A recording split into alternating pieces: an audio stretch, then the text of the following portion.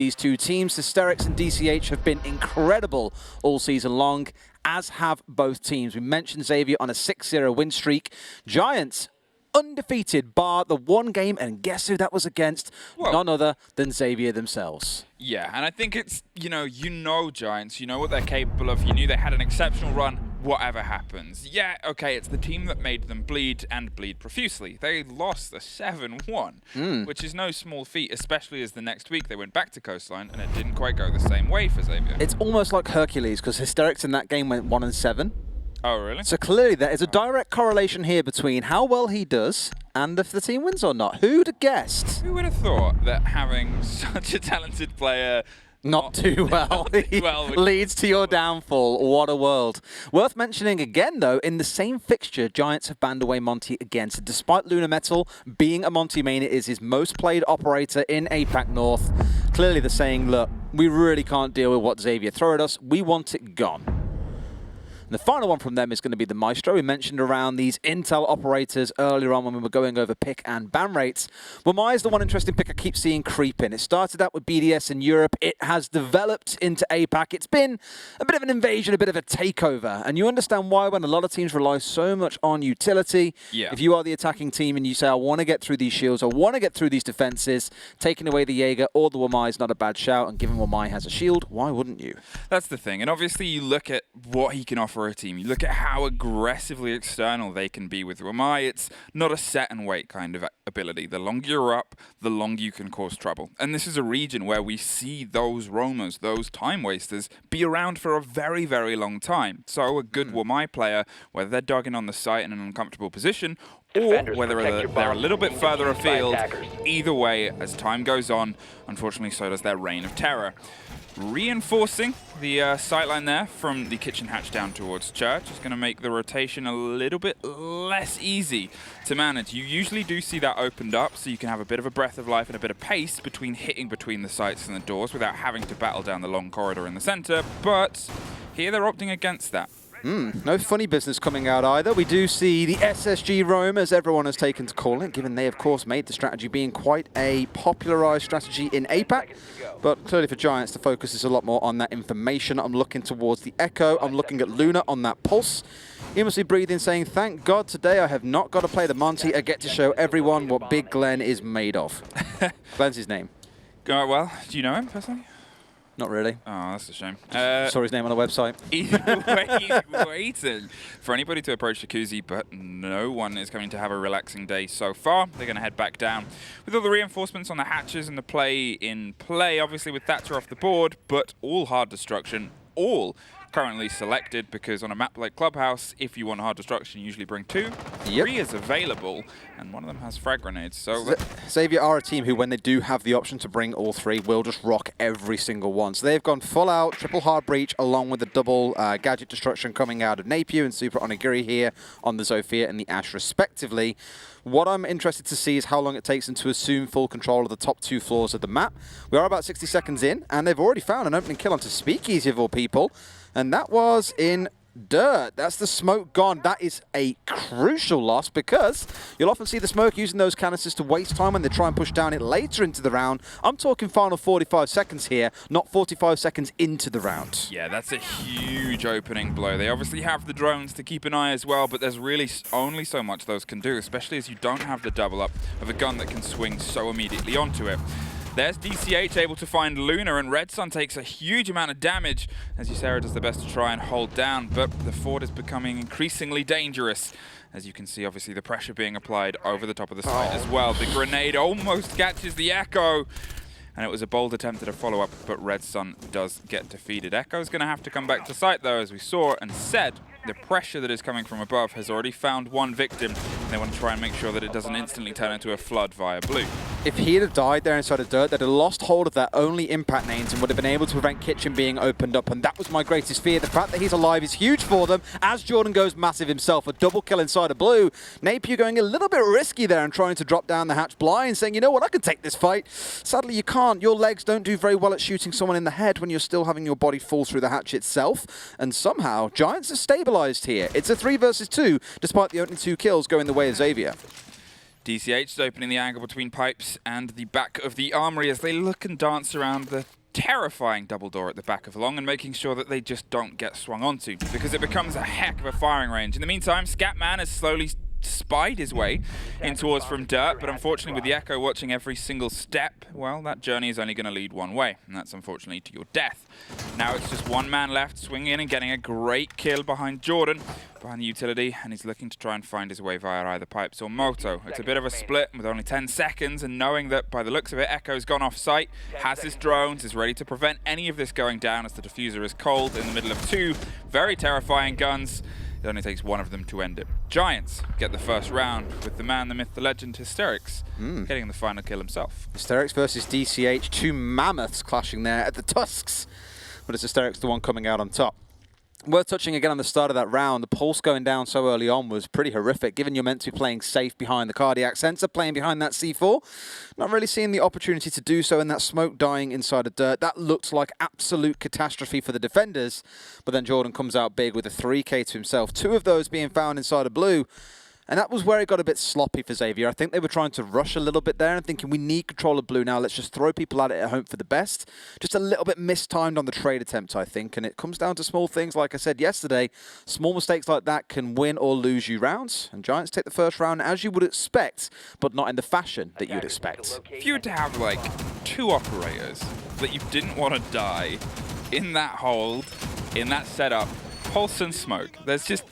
They define the hold that they were trying to do there. You lose all of your intel from the floor above. You lose all of your structured hold inside dirt without just trying to shoot the people in the face.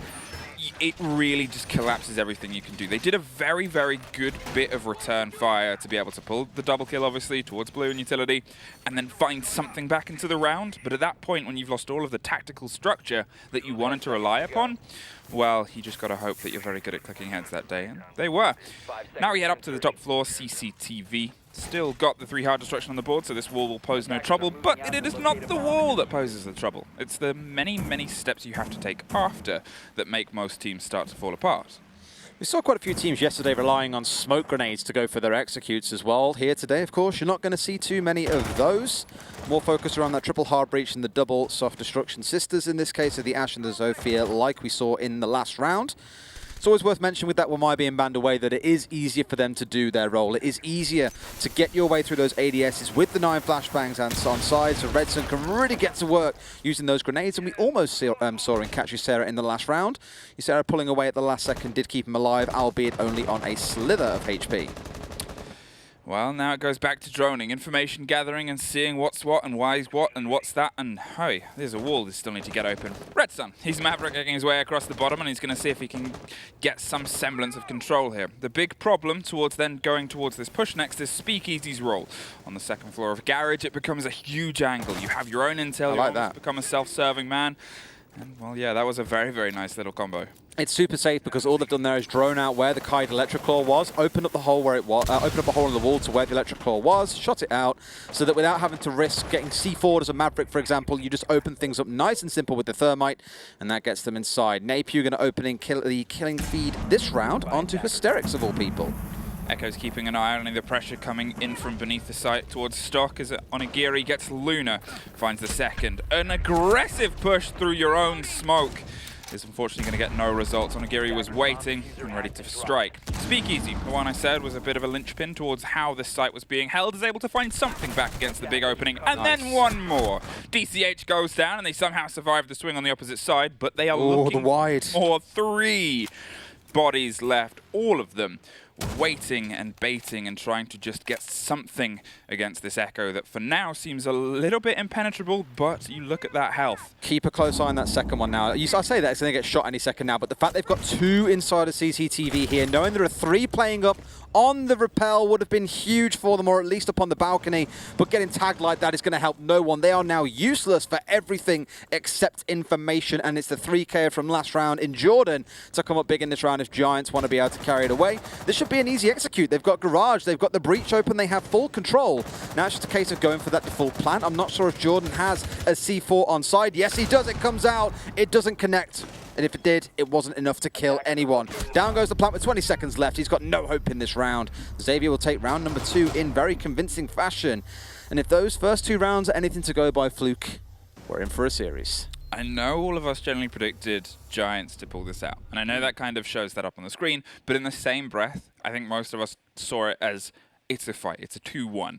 This is going to go the full stretch. Obviously, there were quick games yesterday, and some of us predicted 2-1s then, but this is a very different story because it's not just the fact that this was the team that beat Giants. It's not just the fact that Giants have had an astounding run, and in the second split, obviously, so did Xavier. It's the fact that these two teams are so capable, we know what they can do, and Xavier stepped up so much yesterday. You almost feel bad going against Xavier because of what they've done recently, and it's not like by predicting Giants we're saying that it was a fluke they got a 6-0. Hey, Fluke got it, yeah? Not like saying it was a fluke they got the 6-0. I know, truly hilarious. So in my mind, it's still... There's still the opportunity, and we all believe, of course, that Giants will win, but in Xavier's shoes, it wasn't a fluke. They 6-0 teams. Sure, Giants might have been on Twitter saying, oh, we were on a bad day today. Communication wasn't there. It wasn't a good day. That doesn't take away from how well Xavier have played, and I completely agree with you. This should become a 3-map series. Yesterday, we had 2 2-0s, but today, I'm expecting 2 2-1s coming out between all the teams that are playing. Twice in a row now, we've seen Xavier get the opening 2 frags, and obviously 2 different results have come from it. Whether this is something where Giants just can't quite find themselves in this opening round, or they're not quite predicting how Xavier want to push and how Xavier want to take control, either way, they're obviously very good at adapting because the next 2 kills, both times, have then been Giants kills. Speakeasy loves this stock Echo drone. He's done it twice in a row now. I had to bring it up the stairs in the last round, but I get the intent. A lot of it's just to try and focus on if someone does come downstairs and try and play below with explosives or with frag grenades. You might see Redson trying to do that once the wall has been opened up. It does make a lot of sense, and I guess you're also able, if you want to stage a more aggressive hold around the lounge area, knowing that no one is going to come and push you from inside of stock. And that's exactly what they're doing right here.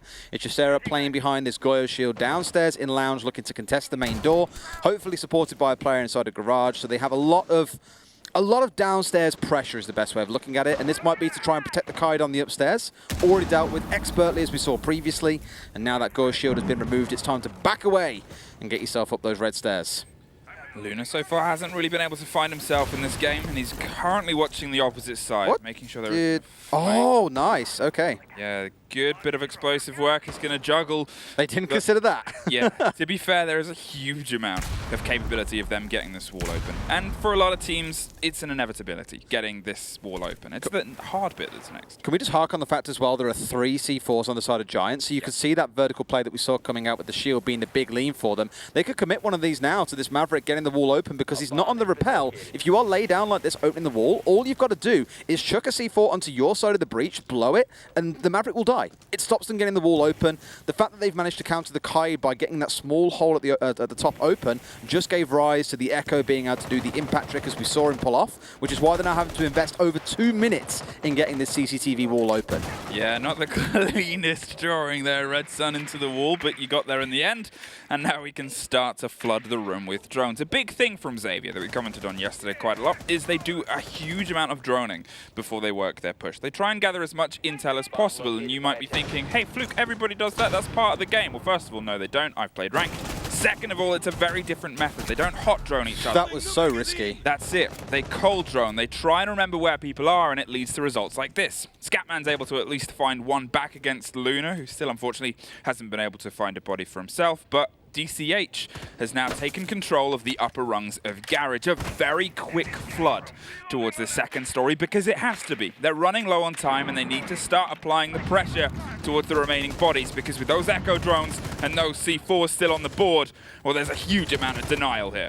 Plants going down from Scatman in the default spot. That C4 goes straight through into Garage and blows DCH into another server. However, Scatman's gone down. Diffuser didn't go down. It's a 2 versus 3. Giants in full control right here. And as much as the drone work from Xavier looked great, clearly not enough of it done towards the north side. Jordan with the opening kill from construction doorway. 2 or 3 more members sat very comfortably inside a cache. Giants make that look easy, despite Xavier having a really good setup, in my opinion. Yeah, I think the thing about how that was put together by Giants was they had, as you said, 3 C4s. That's so much denial for anyone that tries to get in, because it's not just a matter of we expect to see a C4 and we expect to get a kill with it. You have to bait that play because everybody does it. Everybody loops a C4 from within, just over the top of the second site towards that server wall. They had the possibility of doing that 3 times. That's so much plant time. When your team is already stressed after being unable to get through the opening wall in such a quick pace, well, things then go wrong. Ooh. I know. I'm a big fan. Quick claps. Big fan of the strat that we're about to see. Des claps. I'm a big fan of the SSG roam in general. I like variations of it that some teams like to employ. Very commonly what you'll see is the ones that you can see here, Mute Mozzie and a Castle. You'll then see a Vigil to play on the ground floor, and then that leaves you one operator to play downstairs. Normally a Legion or a Capcan or a Goyo, just to burn time in case the air quotes simple counter of pushing through blue comes to light. But what we're seeing Giants do here instead is going towards a Legion and a Capcan. So they're dropping the Vigil. I imagine you'll still see someone playing on the ground floor, but it's all about the traps being sat down around the side, around all the possible doorways to prevent a rush coming through, as well as goo mines to slow things down. And Heavens, the wonderful graphic designer at Ubisoft, who did some incredible work, saying this is probably 2 of the best teams. I'd say these are the 2 best teams, my friend. Yeah. He sent a really cute message on Twitter after we shouted him out yesterday. Oh, he's like, thank you. It's like, man, you've earned it. You've more than earned it. I remember when we saw the whole grand reveal of all the new kind of designs for everything, and we were like, wow, who did this? And like Heavens, and I was like, this guy. This guy, mate. He's incredible. Get him on. This is interesting. 2-1. Giants, currently 1 step ahead, but it has obviously been a back and forth, and I have a strong suspicion we are far from the end of that. Again, the heavy mute play upstairs towards construction. There's drone work, but that is Xavier. One thing we noticed about Xavier yesterday was with their heavy drone play, if they then can't quite find an idea, well, then things start to go a little bit awry. You can see Red Sun, again, droning ahead, making sure they have a vague idea, and then moving on their own drone. They don't play against each other's information. They trust their own, and they try and double down. Double up. You can see, obviously on the shoulder, they are also droning themselves in 2. Here's the slow. Here's the no smoke. Play it as guns. Try and take our Legion a bit, and step to us. Hell of a good scrap down in Dirt Tunnel right now, just trying to get this Legion out. The rest are holding upstairs, it feels like, from the defenders at the minute, just trying to waste a bit of time. And rightly so, he backs out there, happy that he's wasted some time. A couple of goo mines going to litter it around. And you can see that Speakeasy has now rejoined them from the top floor, as has Jordan. So they've wasted not a lot of time, to be honest with you. This has been a really good circumvention of the strategy coming out of Xavier. Although I do worry that if their only point of ingress is going to be down through Dirt Tunnel, they're in for a world of hurt. It looks like blue has also been a point because they're inside of stock with the stack, with the hatch open. Now it's about the actual execute. Now I like here what they can do. They can look to plant on the south side of Armory because with control of Dirt Tunnel, you can cover an awful lot of the Armory site. You can watch the doorway. It's just about getting rid of the players that are playing inside of Armory that's the tough part. Scatman is the first to take a huge amount of damage inside Dirt from the wide swings that's coming behind the 3rd box. Otherwise, it's a little bit of a standoff right now. Onigiri has dropped down in oil, and they're going to try and battle back down towards utility and pinch the man in the middle. As he said, this is the control that they're going for. They realize that they can't quite put pressure on the SSG chunk of the roam, so they're not going to. They're going to push Dirt, push blue, go for a pinch, and go for a quick drop. Talking of, Jordan, first off the board there, as they're able to get the opener, but Speakeasy and Luna find 2 backs. Scatman goes down alongside Red Sun, and that's the diffuser cold in Dirt Tunnel. They get that intel. That could be a very, very powerful thing with only 30 seconds left on the board for Giants. Timing has been tough here for the side of Xavier for sure. A couple of rounds now, that clock has ran into the final 30 seconds without any real site control being established. So they are leaving it into the dying seconds to make anything happen. In this case, DCH is making the things happen with a kill onto Luna, forces us into a 3 versus 3. And maybe Church is going to be their rotation here, but a great angle all the way through from the back of Armory by Ysera. Will pick off Napu, 3 versus 2, 10 seconds. We know how these rounds tend to play out. What a flank from Onigiri though, straight at the back of AKs. No one expecting it. And Xavier out of nowhere, take the round. Oh, that's just one of those missteps, one of those moments where you compliment them on having a great angle they thought they knew. But evidently they did not, as Onigiri is able to swoop in with some unbelievable motion. I think it's the fear created by DCH inside of Church because they found a kill through the hole initially. He finds a second kill and it's like, okay, attention needs to look that way. So how on earth they managed to get from blue, through into Armory, up the back of AKs and then find the double kill? Whew, boys, a bit of a slip up there, but this is what we keep on saying. It's the small things in Siege that lead to won or lost rounds. We were convinced that was Giants' round. Yeah, and I think that's one of the things about Xavier as well. I know obviously I cast them yesterday, so I got a really good look at how they started to pull things back together and pull things apart when they needed to. Their last-minute, 30-second Hail Mary, everything's kind of gone wrong, so this is what we're doing now, has a surprisingly high success rate. You look at it in moments like this, you look at it in moments like Cafe Dostoevsky yesterday, their ability to just go, okay, well, these are the cards that we've got. This is the game that we're now playing, which is a completely different one we had 10 seconds ago.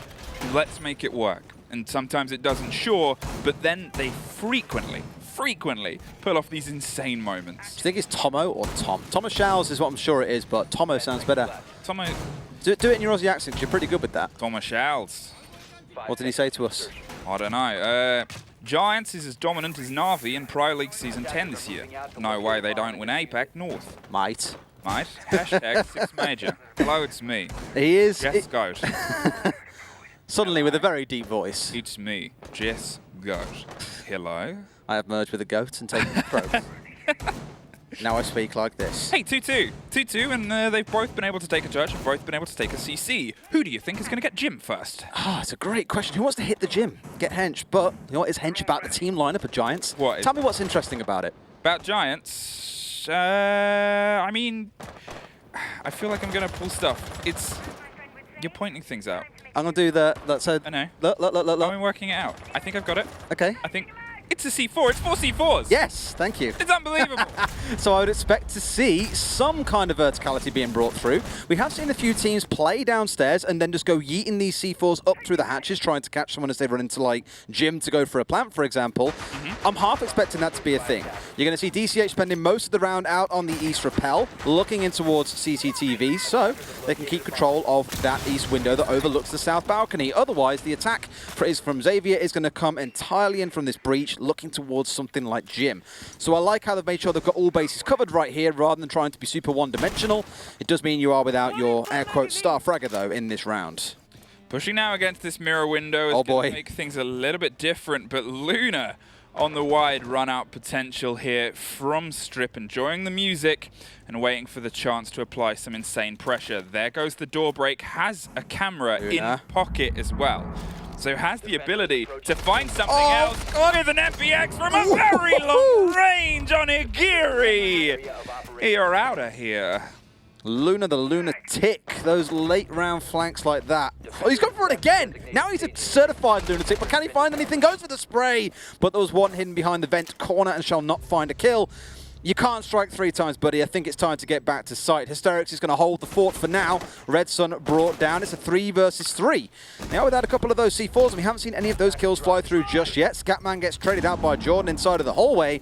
Now it comes down to the 2 playing on site by the looks of it, or at least hovering around. In fact, I lie, they're both on the stairs. It's the other 2, the attackers, pushing in towards the sites right now. And one, I believe, inside a bedroom. They've got to be careful of where this Capitao is. Always a bit of time for a good bit of drone work, says Napier in this instance. And they know where at least one is, but they've got to find out where the second is. Where is the last defender in Luna? Where is he rotated to? And pushing towards bathroom. Not quite exchanging blows just yet, but the trade is taken. A bit of poor positioning coming out of the defenders means that Xavier are the ones in control. The last one now inside a hallway. Going to find that spray down. Too easy for Napier. And they take round number 5. What a good attack in half this has been so far from Xavier. Yeah, to guarantee themselves the even split. Obviously with these bans and what these teams are capable of, that's pretty much par for the course. Really, it's anyone's game to play with. We know, as you've said, that Xavier love to bring triple hard destruction. And they have that ability, they have that capability, and they're flourishing in it right now because it means that they can open all of their strange tweaks and twists that they love to do as they push towards a map. In the same breath, Giants, they're trying these slightly off the piste holds and slightly off the piste positioning, which Xavier having kind of hit and miss moments of being able to exploit because, yeah, it gives Xavier a lot of ground and pretty frequently the opening frag or 2. But from then, you have Giants doing Giants things, which is reacting with a lot of pace to be able to swing guns onto heads. The trades are set up perfectly as well. We saw it there, as obviously they lose the Jaeger on the top of the stairs, and then there's a very quick trade, a very quick turnaround for them to find a new position and keep a hold on the ground that they need to around the diffuser. Church will be our final butting of heads on this split. It's gone one way once and one way the other time. Who knows where it's going to go from here? Who knows where it ends? I'm looking at the clash. Yeah. Great. Gio's crying again. Have I done? Not through sadness. Just No. you put on any kind of accent and she's in pieces on the analyst desk. She's chaotic, that Gio. She is chaotic. Yeah, that's why she's dressed in black, because we're all like, oh, we're happy, we're having a good time, we're wearing stuff. And she's like, no, you guys are doing that, I'm doing the Gio thing. The Witch of Chaos. Here to bring... Chaos! Yeah. To wreak havoc upon the analyst desk and the casting desk at some point. I'm sure she'll do just fine. Yeah. I'm looking towards Luna on the clash here. You said this was the final butting of heads, the final clash, dare you say, here between these sides. Luna has changed away from the pulse, playing around a C4 previously, is now relying on the clash to waste a bit of time. Yeah. No SSG roams. We've seen quite a bit of variation coming out of them. In the first round, it wasn't the SSG roam. In the second one, it was. In this one, it's absolutely not, but they've changed away the pulse for the clash. So I like how there's at least a few different setups in their arsenal to make use of. Onigiri is going to find Giants and add his trophy head to the collection, mind you. And after having such a good game so far for him, it's going to hurt to miss him this earlier on. That should be his... I'm not sure what gadgets he actually had. They all had different gadgets, so it doesn't really help anyone, does it? No. I'm curious, obviously, where they are going to play Luna. It looks like they're dancing around the dirt door right now, and here comes that slow and steady drone I've talked about many times. It's actually, yeah, Ysera and Speakeasy. The smoke is going to be saved by the clash. Oh, they've done this before, actually. I recall seeing this and thinking this is so risky because if they can just get a small pixel around the shield and bring down that smoke, that is Luna very isolated by himself. And I'm not too sure what I feel about Speakeasy stepping away from the safe bastion that is Clash's shield. But right now it's more just trying to waste a bit of time. They know once the push comes through, they can afford to get the Clash a little bit deeper. Just got to be mindful of Redson with those grenades and what he can do with them. Yeah, there's the angle, there's the alarm, and there's Hysterics. There it is. Finds Nape, drops a grenade What? and Clash. Well, you went for it. Caster cursed it. Watch out for the grenades of Redson. What does he do? Walks straight at Redson. What has Redson got in his hand? Oh, a grenade. He lets it go. Flash goes boom. Pretty simple logic, kids. Well, now it's just a matter of playing the smoke. Oh. Redson kills Scatman. Oh no! The mind games from the Clash. She charged them, has thrown him off his game, and now he's accidentally killed his friend. What a nightmare that is going to be, as now Xavier are locked up and slowed. They have no more frag grenades to throw down that hall. They've got to wait for the pressure to come from DCH and Onigiri on the far side and see if they can just alleviate some of the eyes and some of the attentions. But Speakeasy dug in there, has 2 canisters left and a ferocious shotgun. Can he not see the drone that he's currently squatting on top of? Hysterics, I look guess down. not. Hysterics down. There we go. That's so easy. He's going to burn. No, okay, he's alive, but DCH's going to chase after him. That is such a play from Xavier. Much better timed than previously, and maybe on the side of Redson not being too aware, not Redson, sorry, on the side of DCH not being aware that someone would drop down after him, despite having Jordan no doubt told him what happened last time round he was playing in that spot. It's DCH finding a kill onto Ysera, though. It's a 2 versus 1, and Xavier in full control.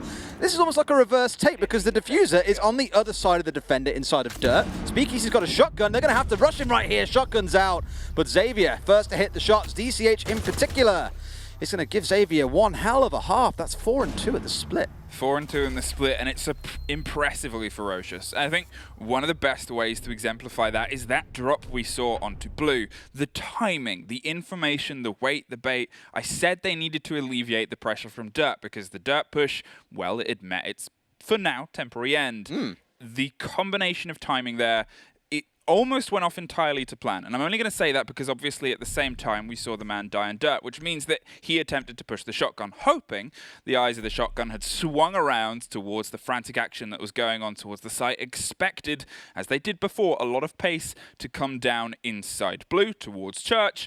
But no, they held firm, held true, and were able to take one more. DCH to very quickly adapt, push into the side of long corridor, swing round with that bearing, and get one more inside the site. Well, again, Xavier, step for step, they're measuring, they're counting, and they're showing that, unlike Gio, they can run some pretty tight maths when they need to. I'm glad that Hat was over there to bring some sensibility to what was going on. We knew what it turned into. Don't worry. I'll make sure you're safe. He had to go over there and tease Gio for a second whilst he said that one. I know you guys can't see it, but it would have been worth it if you could. It would have been. It would have been wonderful. Anyway, second half of the map, Xavier the ones who go on to defense. Let's not forget this was their map pick. Both teams love this map. Xavier are 3-1 on it. Giants were 4-0 up to this point, and right now it's looking a little bit shaky that they can protect that unblemished record on Clubhouse. Starting off in gym and bedroom for Xavier, one of the more, air quotes, unconventional sites is the off-site, or so it is considered on this map. So to them, it's more trying to throw Giants off, I think, and say, bring a setup that you'd normally use to assault one of the more standard sites, whether that's CCTV or downstairs. I'm somewhat inclined to think that's the case in seeing the Buck, however, still kind of useful on this site regardless. Something I've seen Xavier do quite a lot is play a tertiary site primary. Bring the third site first and try and win it. It allows you to take a bit of surprise, sure. And I'm only saying this obviously in the history of this is the most third played site. Obviously you've got CCTV and Church, your usual go-to first. You might be able to mess up slightly what's happened. Unfortunately, Hibana has got in the way of the Maverick, so they're just going to have to burn through those ones to actually be able to get inside the building. Well, we talk about the timing of teams and how things can come together. That's the unfortunate incident where things just go a little bit too fast. Doing the right thing, as we saw from DCH earlier on when he was on the Hibana, taking control of CCTV, so no naughty defenders going to run their way into CCTV, onto the west window and spray down any unfortunate soul silly enough to dare sit on that south balcony whilst it's not fully in your control or grasp. Otherwise, it's going to come down to this east wall here. No one's trying to go for the lie down. I was going to say the Bandit was very close there to that wall on the right-hand side. Gets sprayed down very easily by Speakeasy once that wall had been opened up, as it is now being done. So a bit of a free kill coming in there to kick things off for Giants. DCH now off the board, obviously, when you've got a 2.0 KD, and, oh, your DCH, well, it's quite a big loss. However, we talked, obviously, about Hysterics in the head-to-head at the beginning of the game, and unfortunately, he hasn't quite been able to show up to the level that he was throughout the season. So it's something where you see if on the Hibana, a role that he's obviously done so well, he can find a little bit more, put a bit more pressure on, because as we said, when you have a talisman player, when you have a player that is that fantastic, whether you're the best team in the world or the worst, if they don't show up, it can severely affect not only the rounds, not only how things go, but the morale, the headspace of the team. Scatman's got 3 drones there for free as well, just constantly peeking back out in front of the mirror window, stepping up towards the breach and getting a free spray down. And there was no one on the side of Giants who had the confidence to step up and contest him when going for those. That's quite a bit of intel loss that's going to hurt them here. Only a few drones left on side, 4 to be precise, and a couple of those no doubt set up in flanking locations. One runs in, they have no idea. This is the problem of losing all these drones, is Scatman is an absolute lunatic, having moved himself down towards the south and finds himself another kill. They can't even complete it, but one is inside a bar. Jordan, old reliable, old faithful, not reliable enough. Clearly the wheels are starting to fall off. It's Napew finding the kill onto him. It's a 2 versus 3 for Xavier right now, and Giants are in control. Straight in they go. A double kill comes through. Another one in return for Speakeasy. Pushes through to find the last inside a bathroom. Speakeasy, well, the second part of his name reads exactly how he made that round look. Speakeasy makes me want to cast like this. The old time. Radio broadcast. You need to filter on our voices and just talk like that. Now in the day, Speakeasy's pushing pressure on. Church and Arsenal room. I think Kicks actually did that the other day. He did, like the radio commentary style. So well. Was he, in a past life, a baseball commentator? Quite possibly. Church and Arsenal. We head to next. Hey, this is, again, if I'm talking about Xavier playing the slightly off-the-piste sites first, this is definitely an easy blue slope. This is one where you can kind of find yourself together and find yourself in the solidity of the map itself. Once upon a time, before the revelations of Lycan and the SSG boys, added a huge amount of height to this site, a huge amount of possibility of where we can take what was once just a solo roamer, enough to have players like Adam have an entire roam spot on the map named after them, to something where you can really be mobile. You can fall back down, you can find yourself back to site and apply some ability and pressure. You can still hold it as an old fortress, 5 flat on the ground with potential of 1 swinging up. It works for a lot of teams. Xavier, I'm curious of how they want to approach this. The big weakness, I think, in not running a strategy like the SSG strat, every single round, by the way, a pure elimination, as you can see on the right-hand side of your screen. It's been nothing but a bloodbath. But on that point, again, if someone's playing Turtle or full Turtle, you know that you can get a couple of drones into the top floor, a couple of drones in the middle floor, and inside 60 seconds, you're already on the kitchen hatches, on Moto hatch, blue hatch, starting to threaten down blue stairs. Even main stairs might be part of the equation. It just gives a lot of room for the attackers to execute and makes their life a little bit more comfortable. So with something like the SSG Rem, you're forcing them to have to clear the top floor. They can't drone you out, so they're having to risk members or just say, we can't afford the risk. You know, let's not even bother, in which case you're losing even more time. It just forces decisions to be made by the attackers that aren't always going to be in their favor. So I completely get the idea, and here the focus seems to be, well, top floor is where we're going to kick things off. Napier is still roaming around up here right now. No one has of yet caught him out, but surely you must know that as soon as a drone has seen you, someone is going to be holding somewhere nearby, and it's Hysterics striking gold and finding a kill onto the Bandit. Well, if we're talking about the opening frags going one way, this is 2 in a row now for Giants. They're able to find something, but they haven't quite been as instantly possessive as Xavier were. They would get one and then go from there. Oh, let's go! Talking of possessive, Red Sun wants possession of that door and Hysterics' soul. A quick jump out and a quick find there, but we're looking for a bit of pressure now towards Garrett, and he wants to actually return to his original spot. But look at who he killed as well. The Hibana on this site, when you need her to get these 3 hatches open, that is no longer an option. Even more so that you're against a Kaid here, you're going to have to see great efficiency coming out of Ysera on the Maverick to be able to get at least 2 of these hatches open. He can't get 3, we'll have to settle for 2, assuming again he makes good use of the gadget or the limited amount of fuel that he has got with it. And here we're 90 seconds into the round. They haven't even looked at a hatch yet, let alone actually open one up. So there is still some work to be done by Giants. I'm already asking questions around the timeliness of their attack, mind you, knowing that they had a roamer they picked off early. Admittedly, Red Sun jumping out of a window will make you slow down a little bit more and second-guess yourself. Ysera has all the work to do and a bit of a dangerous spot to do it in. Scatman, who's been part of the course for how he played yesterday and his bullets. Oh, this fuel use. Yeah, we haven't seen fantastic Mavericking so far, but hey, okay, it's a major. He hasn't got enough to get a second one open. They can only rely on Moto Hatch or a push down main stairs now, so that is going to really limit the options they can actually play with here as the attackers. Well, they're looking to see if they can get some control of the central corridor and double doors. Popping a shield in the face of a man is going to start that push. But, as I said before, once upon a time, this site was entirely heftily defended from the basement. It's still very good for that. Just with the initial setup, the way you can control the space and pressure on the play points before and after the rework, it's still a very strong space for them. They've got no intel left either. The single drone from Ysera here isn't in a spot to... Oh my word! Spray through the soft... Hello was the right response there. Who needs intel?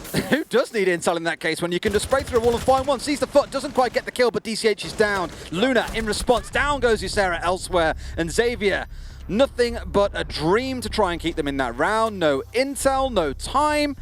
Everything lay with the side of Xavier, and they made that look a little bit too easy. This is going to happen when your Hibana gets picked off super early in the round. Can't get those hatches open, can't really initiate a push. Unlucky, I guess. CCTV and Cash. They're not going to opt for Jim again. They're going to try and take the slight rotation, keep the site hot and keep themselves guessing. I think it's, again, the fair thing to do. The pulse on the board, we've already seen the underneath play. We've seen a lot of C4s in the hands of Giants on their defenses, and I guess it's the translation now. Is this something that we're going to see from Xavier? Because otherwise, they've generally been, I would say, a little more slow on their defenses. They're not throwing themselves around the map. They're not being as frantic, obviously, I say after a round where a man jumped out of the window and killed a Hibana. That's a different story. That's not what I would describe as that, but they pull back. They keep themselves a little bit stoic in their positioning, and they're happy to rely upon that solidity that they've already built. A couple of rounds, all Xavier are looking at here to be able to take away and break that unbeaten record on Clubhouse from Giants. Yes, it was Xavier's map pick. No doubt a lot of that came down to, actually, watching 6 majors from work whole day long. This couldn't be better. Fair enough. I hope work is going well. Kicksaholic. I think he really likes kicks. That's exactly what I'm thinking. Who does? Kicksaholic. Surely have it with an X, though, rather than a K. Maybe Kicksaholic, the one with an X, probably already taken. Maybe. There are a lot of Kicksaholics out there, apparently. There's a whole fan club, Kicksaholics Anonymous. Yeah, is that the you get like loyalty cards?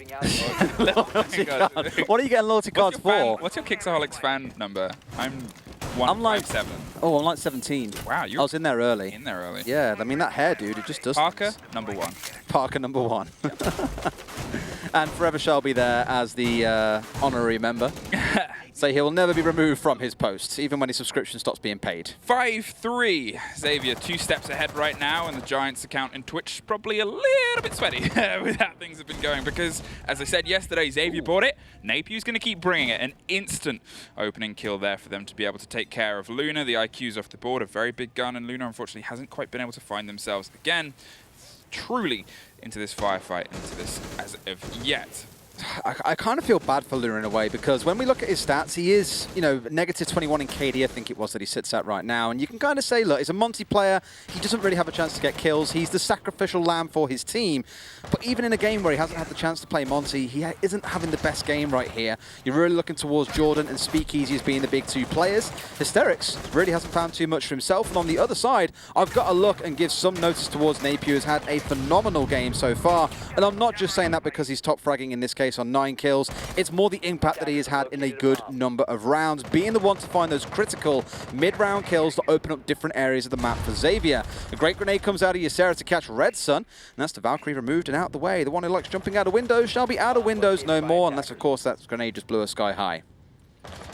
Now they're looking to see if they can take the next step. Obviously, they don't have all the intel that they want, but they've at least been able to pull the Valkyrie. They can expect where things will be played. One thing that I wouldn't expect is the Echo being all the way down there in the basement. We've continually commented on your balance of intel, the drone economy that has otherwise been flirted with quite dangerously, enough to make any drone economist sweat quite heavily. And here it's a slower and steadier approach to it. They're making sure that they have the control in a similar way to Xavier. You cannot spend too much time because this is a big play space, but it gives them the beat on people like Scatman, and they can do things like that. Echo drones off the board, built from the ground of intel, and now they've got to see if they can shake the foundations of the defense above them. Almost ran to the firing line there with a flashbang in hand. Hate to tell you guys, but I'm pretty sure we know who comes out on top when it's gun versus flashbang. For the live, for now, at the very least, a numbers advantage to the side of Giants, but I have to reminisce on what a couple of rounds have looked like so far. 25 seconds on the clock, a numbers advantage for Giants. We've already seen this go wrong a couple of times, and back in the first half, we didn't see much droning towards the north side, so this comes entirely down to Xavier and what they can do. They've got a couple of C4s on side, a kill does come in. C4 doesn't stop that diffuser going down. We're now into that post plant, and it's a 3 versus 3 fluke. It only took us this many rounds to get a plant, but now it's a 2 versus 2. Again, the trades, the ferociousness of these two teams butting heads is never going to slow. They're making sure they're in a slightly better position, but the run out comes unbelievably aggressively. The pair of them swan outside, and it is now just Hysterics to catch Kaid on the rotation. Onigiri is getting that diffuser. You don't have time to get that barbed wire, and you just make it.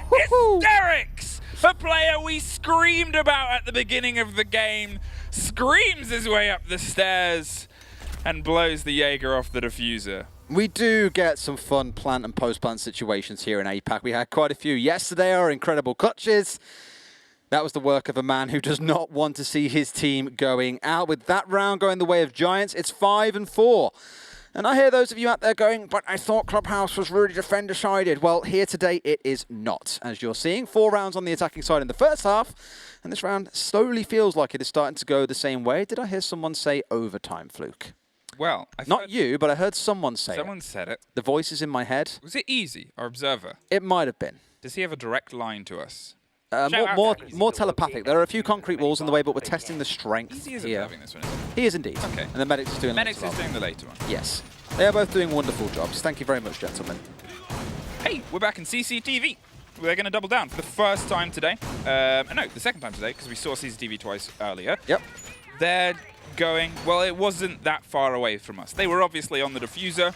It was, as we said and saw, a consistent back and forth tit-for-tat firefight with huge swathes of motion. Again, I am so deeply in love with the way Xavier go for their retakes, the way that they condense information to such a quick pinpoint moment of, we know he's here, both our remaining players run out. If one dies, we get the trade. If both survive, well, then we're in a much better position. But either way, they're looking for the trades. They always make sure that what they do is as a team, and it's so obviously well done and well rehearsed.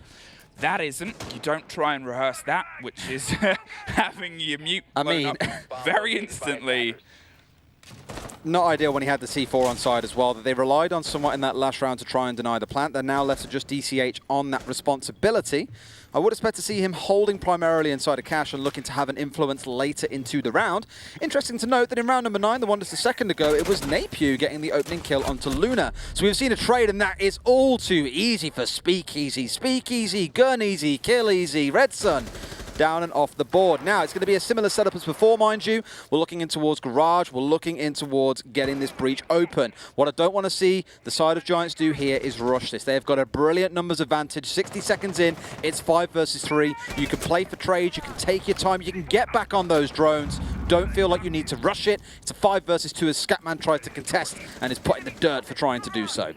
Now, so far, I don't think we've ever seen it get into a 5 versus 2 situation, and I know or a 5 versus 1. We've not seen it be in a 5 versus 1 situation. It says a lot about how intense and tight this game has been, that this is the first time that there has ever been a body count this high and this significant. And with a minute 30, exactly. They have the time to drone. They have the time to pull off the first flawless in a game where I am very surprised someone's managed it.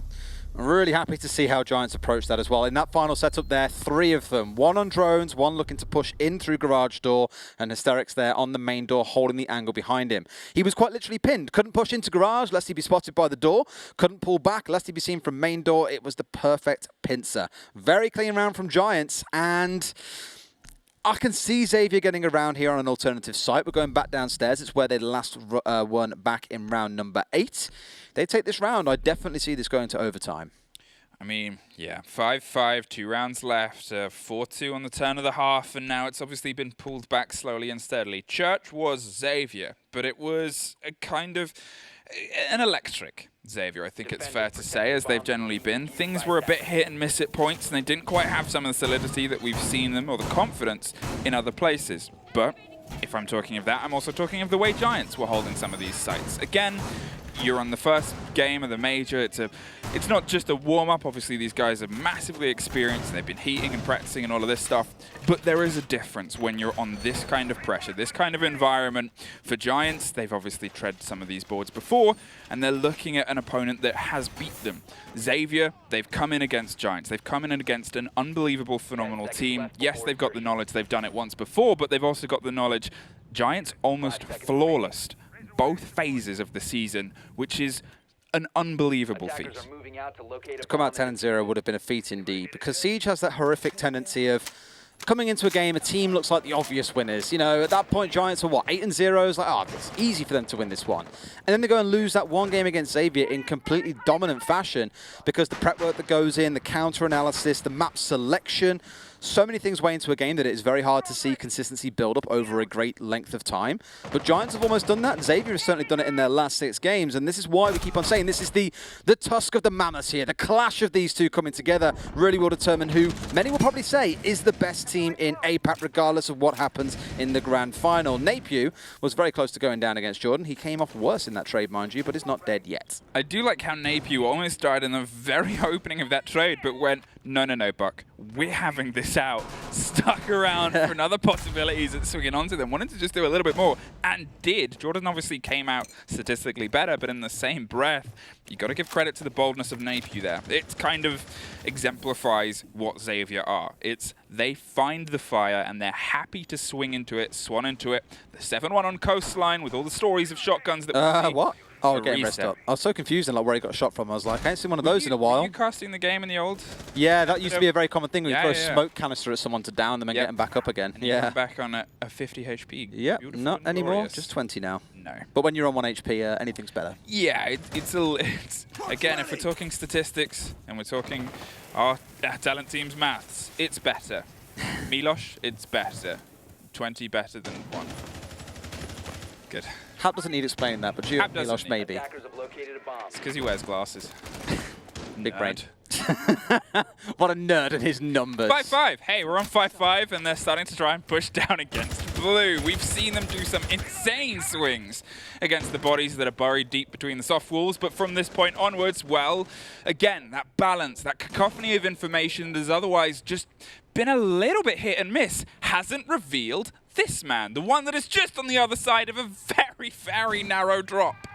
It's a very obvious spot as well. Surely he must know that he's here. Surely someone has droned him in. How is this so free? Red Sun must be asking himself. Speakeasy has been taken down, and that's the Xavier as well. Good for blowing up any of those shields in sight. Well, good luck doing so now without that in your hand. Yeah, it's just those moments where, again, you've said it a couple of times. Missteps, misplays, almost cost the Buck their life there. That's 2 scrapes Buck has been in and has somehow survived. And yeah, 20 seconds and the aggression that is being held here. Jordan just runs past. Who cares about that man that's currently coming for my neck just behind me? I'll kill him anyway. And then I'm going to push towards the diffuser, which is going down and somehow sticks in the back of Church. A C4 whiffs as Scatman rotates round Moto. There's a tiny hole, but nothing good enough, and the cover's there from Buck. Napew, the man that almost took a death within the opening 30 seconds, is all that is left against a force of 2 bodies above, trying to stick and bait and play because they don't quite have the angle. They have to put some motion in with 20 seconds. They're going for the swing, but no! Giants with some of the sneakiest diffuser planting we've ever seen on this game, on this season, in a game where that's the 2nd diffuser that's gone down. Oh, things are heating up, Mary. I mean, we were very much so focused on that fight inside of Blue, thinking there's no way. They've got to get control of Blue first if they want to be able to plant inside of Church. It's far too easy for the defenders to be able to work their magic. But I think the Valkyrie there, Red Sun, a little bit excited by finding that freebie inside of Storage, decided to push up and over and try and find kills in towards Kitchen. It meant there was no one holding inside of Blue, and clearly on the side of Giants, they acknowledged that and said, it's time for us to get the Church wall open and go for a plant. And behind a black box, it doesn't matter how many bullets you put against the planter, they are very, very safe behind that bulletproof casing. That puts Giants up at 6 and 5. Attacker-sided? Clubhouse? Absolutely. Heard of it, yeah. Statistics. Well, 6-5, and what a way to start to heat up towards the very end of the map. Oh boy, what a way to start to heat up. We're on a 6-5 on the opening map, and it's only because I know that both these teams are capable of stepping up in that aggression. They're both capable of bringing more sharpness, more ferocity to their game.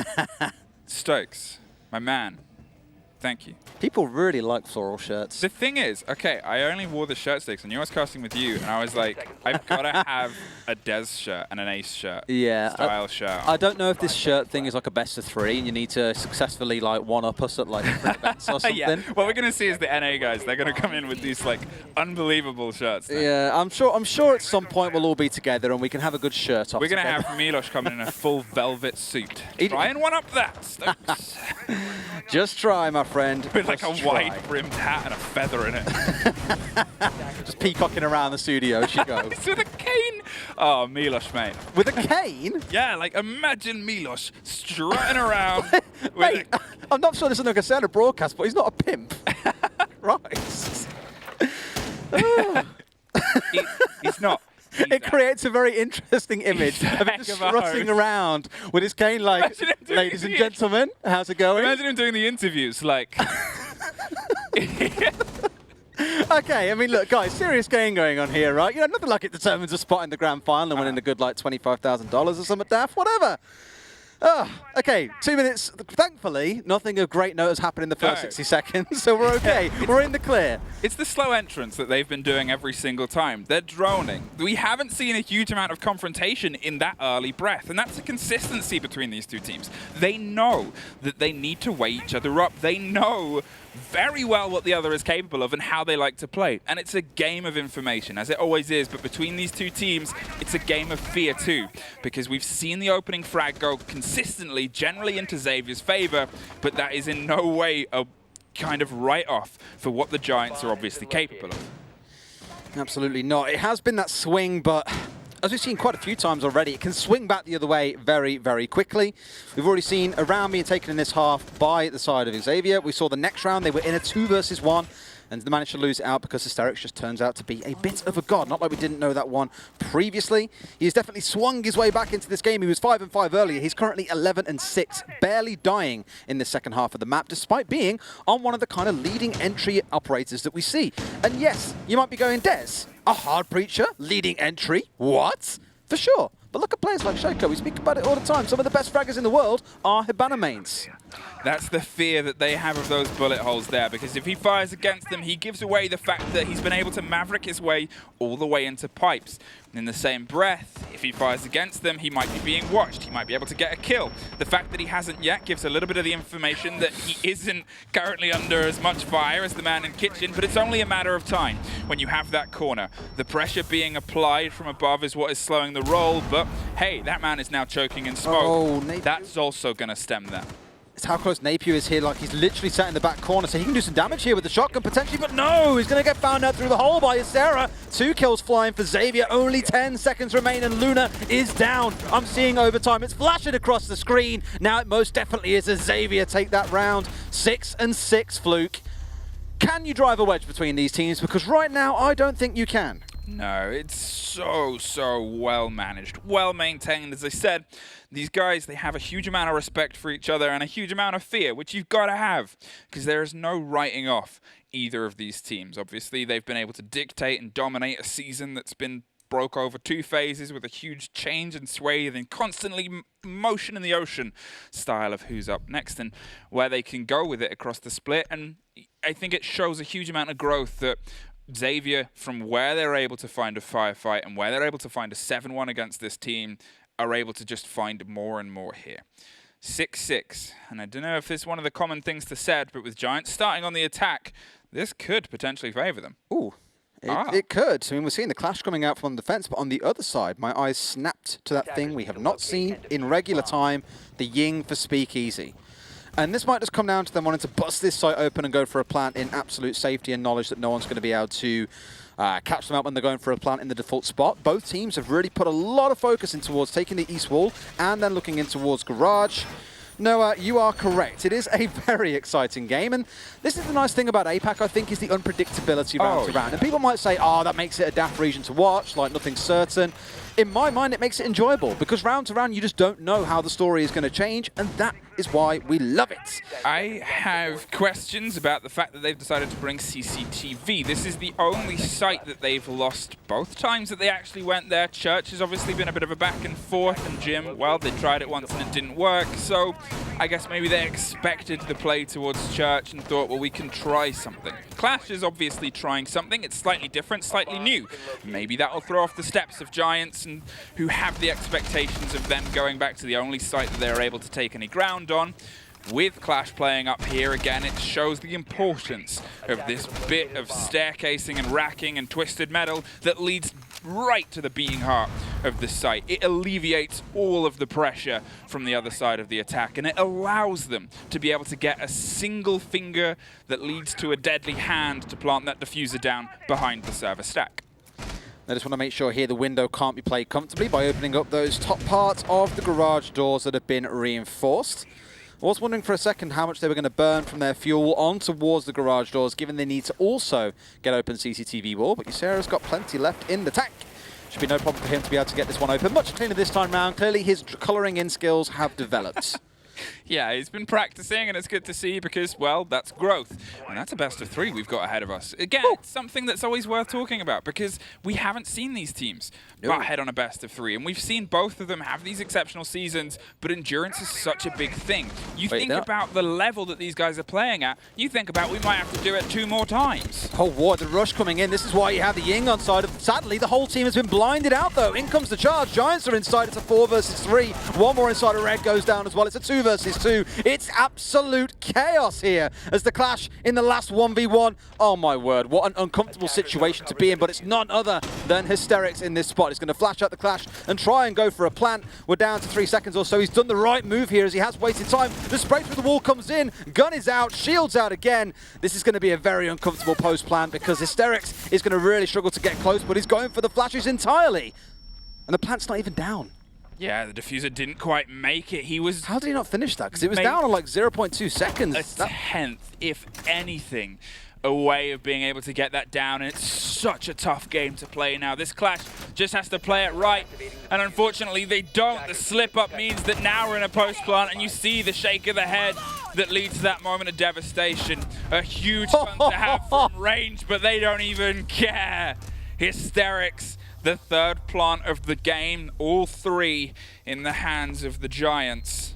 And well, only one round now separates them yet again from taking Xavier's map. To get to a stage like this in a round, it requires teamwork. But that's now round 9 and round 13, where Hysterics has won a post plant. The first time in a 1 versus 2. That round just then against the Clash, no less. Really well played by him. You can tell he's been in quite a few situations like that one before. But it puts Giants at match point. Xavier, on their own map pick, are a round away from losing it and heading in towards Oregon, I believe it is, which could be incredibly uncomfortable. Giants, let's not forget, went to Oregon. A map that we haven't seen them play all that much. I think in this spot, they're in a position where you're going to have some surprises ready for the side of Xavier, and Xavier are sweating. That's it. And obviously, as I said, you're pushing yourself to these limits this early on. I love the late adaptation of bringing this rush strategy, throwing everything on the line.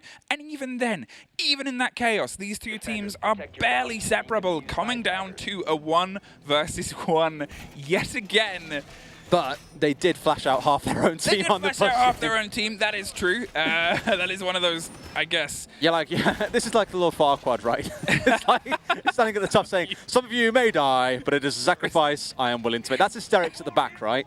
Yeah, it's just you got to hold on to what the Ying wants to do and hope that she's able to pull herself through and pull the rest of you guys through as well. To be fair, the Ying lasted very long, was able to get all the way to the back of the room, but the Clash, who was slightly separate from the pack, had the wherewithal to be able to take care of them. But unfortunately, as we've said, when you're up against Hysterics, who at the turn of the half was just even in terms of frags, lit up across his attacks and has really brought himself back into force. Found his way to the top of the board across both teams.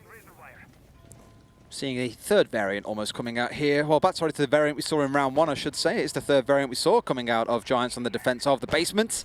In this case here, no SSG roam, nothing crazy like the Capcan being brought out again. We're not going to see a trade away from the Pulse onto, I believe it was the Clash earlier. This is what we saw back in round 1. And if you recall back then, Speakeasy died early inside of Dirt. Luna died early inside of Sight. And we were like, how on earth can they win from this? They still went on to go and win at that round. I'm always nervous when I see an Echo willing to contest. I get there's an ACOG. But those drones are just so valuable the later the round goes. Well, this is their slow and steady, tried and true. 2 drones, 2 bodies, 1 dirt tunnel, and 1 shield this time round. The slight change of pace, we'll see if it has any difference to what they're going to do in their approach. It's going to start with a frag grenade and almost Speakeasy, who escapes with a sliver of health and one of those old Looney Tunes style explosions from the Acme grenade that just went off in his hand. The Echo drone is there to offer some support, but it doesn't quite find the latch, and it's just going to have to pull a little bit further back with some smoke utility being the burn of time that they can utilize. Again, more ground, more pressure, no Speakeasy. He's lost the fight, lost Dirt generally. Fires a bit of hopeful buckshot, but it costs him his life. Red Sun, the consistent pressure has been par for a consistent course of results of That's the third time this map that Red Sun has killed Speakeasy in the opening duels. Back in round 1, round 11, and just a second ago, of course, in this round. It's always questionable when your smoke is drying so freely. That really shouldn't be happening all that much. However, he did waste a good amount of time. A good 2 minutes off the clock there for them to get Dirt control. Now you've got to start looking in towards getting inside of Blue, because Dirt control gives you the enablement to be able to focus on trying to go for a plant in Armory. Jordan being blind sprayed by Red Sun is going to find himself laid down on his back like a turtle stuck on the beach.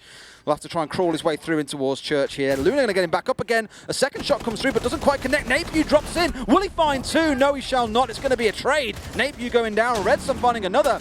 4 versus 3, and Dirt's going to be where there's a big focus now, still trying to find the way in, but Xavier take it. Oh my word, round 15 to determine who takes this map. If this isn't synonymous with how the rest of the series is going to go, nothing will be. Hey guys, you wanted a tight game today? We got quite a few of them coming up for you, I think. You guys wanted? Yeah, this is just because it's. I know I've said we're going to see more from them, because we are, but it in no way means that what we're getting from them isn't already exceptional. The pacing has been so quick, so watertight. The aggression from both sides, the ability to swing around in the middle of the round and adapt to what is being put against them, and most of all, what is being taken away from them, is just so just great to watch, mate. It's good. So bloody good to watch, mate. So bloody good. This could be a real throwback coming in right here. Remember when Ying was not super popular, but at least somewhat popular? Yeah. And you basically just throw every single grenade through the kitchen hatch and then drop and go for the best? Uh-huh. That looks like this is how this is going to play out. We saw Fnatic try a similar sort of strategy back in week number 1, and it fell flat horrifically because their whole point was just to throw the whole team down kitchen. That one angled attack that you go for, it doesn't matter if people are blind, as long as their crosshairs are trained in the right direction, you spray and you are guaranteed to find a few kills. So I think that's going to be their focus. Keen to see if it develops that way. Marco, I completely agree with you, by the way. It has been an incredible game so far, and the best part, it's only the first map. We potentially get 2 more of these. No, it's a best of 3, guys. You know I just realised I get to cast Oregon. I haven't done Oregon in APAC or EU in quite a while. I've never cast Oregon with you, but I've heard you got a little bit of a thing. I like it. Yeah, it's one of those maps that I just think is really interesting because every single site plays differently to begin with. There's a lot of very interesting long angles that dice the map up in different ways. Still seeing new things coming out of teams. It just makes it really enthralling to watch. So we'll have some good fun there. This round's got to finish first. Yes, 7-7. Everyone who gets this, well, this is the one that matters most. They've fought tooth and nail till the very end. Let's see who actually has any teeth or nails left by the end. Is probably the fairest thing with how hard. Not me, and not the desk. No, yeah, it's like dug in. Gio's chattering, Hap's gnawing on his nails. Milos is just on the floor trying to breathe still. It truly is a heart-wrenching game. I don't know, he's not moving. Can we get someone to help Milos here? Oh, he's okay. He just gave me a thumbs up. I think the excitement has got to him and he's watching on the floor now. To be fair, studio, very comfortable. It is. It's the hard thing because you guys get to see how amazing it looks, which it does, but it's also very, very comfortable. Including the floor. Red Sun. Including the floor. That's not very comfortable. Yes, we're on trampolines in here. You got shot quite a lot. That's not the opening start, but we've kind of seen this a couple of times from Xavier on their defenses, is they'll get into these opening frays where they get caught in the shoulder and the body, not enough to go down, and we've seen them able to cause problems later, but it just shows that they're able to wile their way out of these troublesome situations. Can we just appreciate that we have over 7 players on 10 frags in this game as well? Oh yeah, that's it. Like everybody is stepping up. I know obviously you've talked about we've talked about some players that weren't there at the moment, but since then they found their way into these firefights. Everybody, even the ones like Luna and Scatman, who haven't quite had as many frags because they're playing these support roles, they're having these impact frags. They're having these big moments where they're pulling these entire rounds because if they're the last of a firing line, which with the amount of 1 versus 1s and 2 versus 1s we've had, well, you need a player like Luna or Scatman to be able to pull those. Will he see this drone? He does check, so he knows he's there. I was going to say, if he missed that, this could have been catastrophic with Hysterics being brought down, but he knows roughly where he is, and Speakeasy he's going to find Red Sun of all people as well. So with him being gone on the Valkyrie, no more window jumping, no more craziness for them. Life should be a little bit more comfortable. Now it's just a matter of seeing if they can make anything more with it. They're looking for the flashes through the floor, but now they're just going to try and fire some bullets ever more. The pings are coming through, but nothing is being caught, and Buck is free to moonwalk his way across. I say free, almost wasn't. The flashes go down, and, well, with the angle still being held and watched by an ever-vigilant Onigiri, there's only so much you can do. Hysterics finds one, and the Candelas pop off very aggressively as they try to swan into sight as well. Speakeasy gets caught! They can't quite find the man behind the second box, but it doesn't matter to Hysterics, who finds his second. Onigiri's doing everything he can to stop Luna, and DCH gets 1 too, but with Ysera putting the diffuser down in a 2 versus 2, DCH with a double kill stops it all swinging. It is all down to Jordan. He has everything to play for, but no blood left to do it. Xavier, the first map bitterly fought is your crown. We spoke about Hysterics in the 2 rounds that he clutched. How about DCH to come up at the most opportune of times to bring his team over the finish line? It took all 15 rounds, but they've done it, boys. They've taken the first map against Giants. Very few would have put that down as a possibility. Well, that was a way to start the day.